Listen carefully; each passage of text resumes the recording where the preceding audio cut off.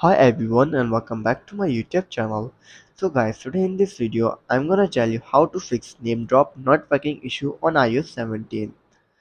So guys, as you all know, NameDrop is a new feature which has come with iOS 17 update. But many iOS 17 users are complaining about that the NameDrop is not working properly on their iPhone and they don't know how to fix this.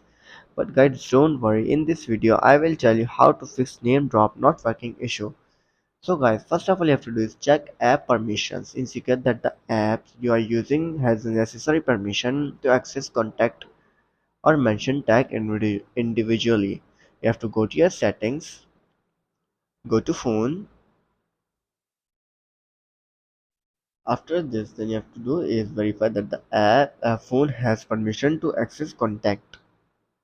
After this, then you have to do is update. After this, then you have to do is check for iOS update.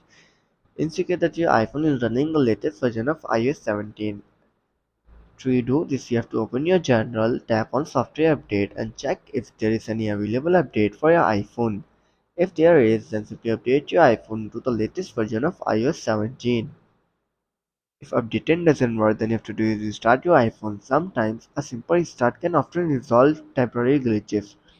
So you have to go to your general, tap on shut down your iPhone and then restart it after 15 to 20 seconds later.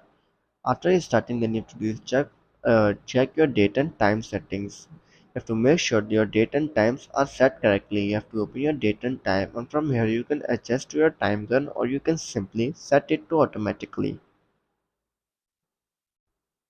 So guys, after this, then you have to do is check for background app refresh and location services. If you have disabled the background app refresh on your iPhone, you have to make sure that it's enabled.